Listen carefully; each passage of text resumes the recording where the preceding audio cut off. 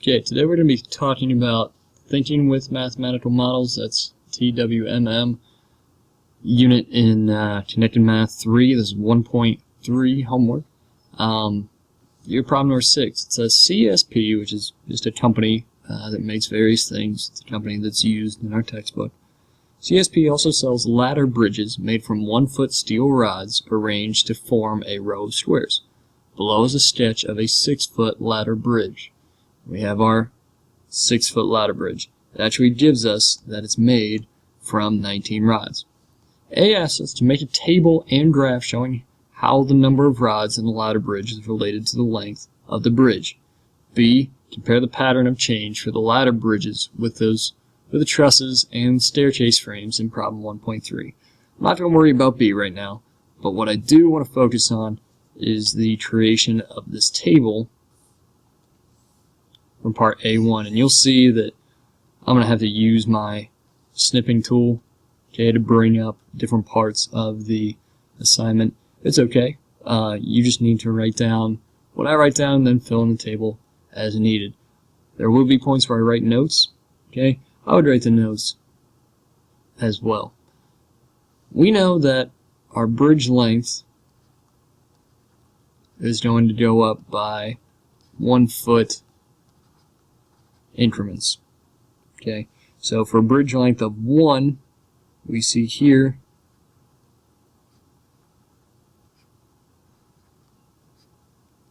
that it actually uses 1, 2, 3, 4 rods. For a bridge length of 2, if we add onto it, the only thing we add is we add 1, 2, 3 more. So we have 1, 2, 3, 4, 5, 6, 7 total rods. A bridge length is going to be 3 foot long. Guess what? We're going to add another 1, 2, 3 to what we originally have. So now we don't have 7 total rods anymore. We have 10. You should be able to start to see that the pattern is increasing by 3 every time. Let's see if it continues. Okay. 4 is going to be adding 3 more. So that's going to be 13. And then if we increase by 3 every time, this is going to be 16, going to be 19, 22, 25, 28. Okay, these numbers are going to be important when we go to do our graph, so you're going to want to make sure that you get these down.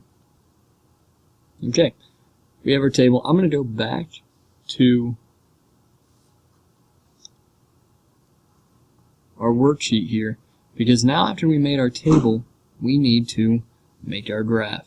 So what I'm going to do is I'm going to bring up the graph on my snipping tool, so it's easy for me to graph. From your table, okay, we don't really get a good title, but what we can make for the title is, let's call it CSP bridge length versus number of rods.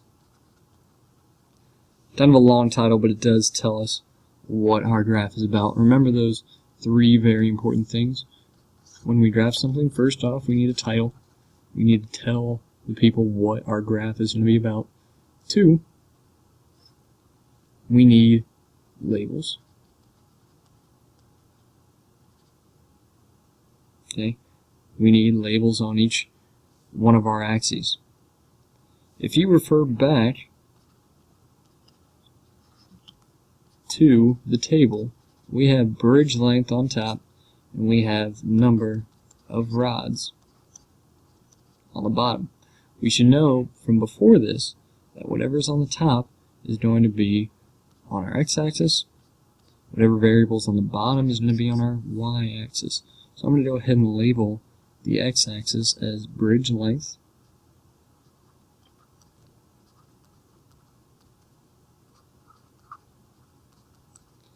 I'll go ahead and label the y as the number of rods. The last thing we need when we are graphing something is that we need an appropriate scale. When we look at the bridge length, okay, our x values, we see here that we can just go up by ones every time.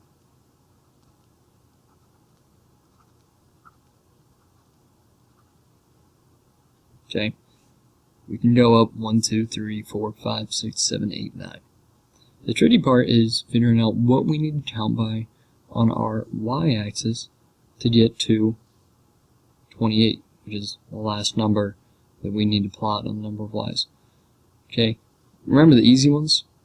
2's are easy, 3's are fairly easy, 5's fairly easy. If we count by 2's, okay, which you do not have to write down, but if we count by 2's, we would count here. This would be 2, 4, 6, 8, 10, 12, 14, 16, 18, 20. That does not go up to 28, which is what we need. Let's try 3's. 3, 6, 9, 12, 15, 18, 21, 24, 27, 30. 30 will fit, okay, it will take up to 38, and it will use most of our graph, which will be good. So we're going to count by 3's here. We're going to go up 3, 6, 9, 12, 15, 18, 21, 24, 27, and 30. Now that we have both of our scales done, we can go ahead and plot the points. Our first point is going to be 1, 4. Okay, it's going to be right above the 3 right here. Our next point is 2, 7. Right above the 6 mark. 3, 10. Right above the 9 mark. 4, 13. 5, 16.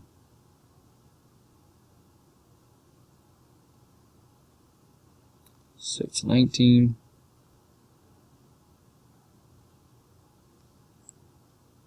7, 22. 8, 25. And 9, 28.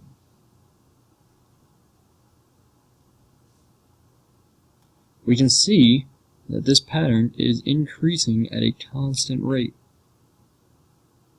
It is also a straight line. If we were to count the slope of this line using our slope triangle, just as before, we would see that we would go up 3 and over 1. So our slope here is actually 3. The last part of this, which is not on the worksheet, but I'm going to ask you to add, okay, is our own description of this graph for B. For B, we need to talk about what this graph is showing. Okay, what relationships we have. So this is what we're going to write. As the length of the bridge increases by 1,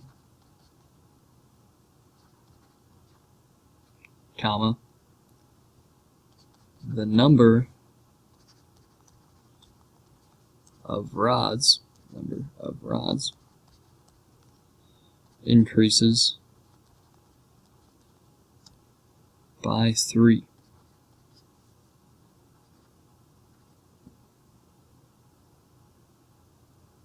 I also want you to add this, so under B you can write C. The graph shows a linear relationship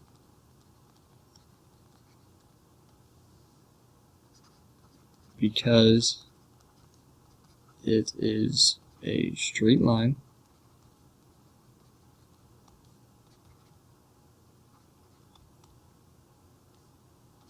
and well, not right there.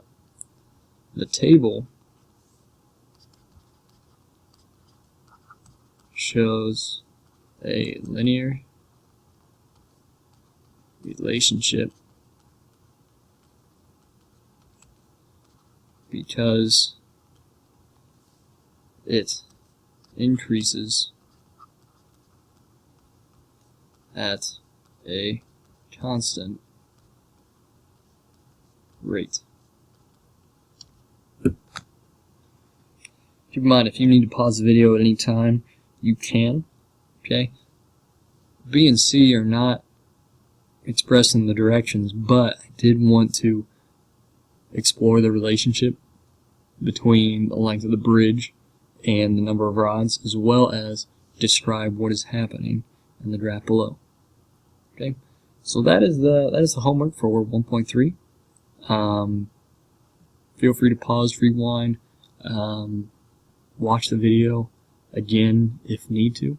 But that is the video for the homework for 1.3, graphing the relationship between the bridge length and the number of rods.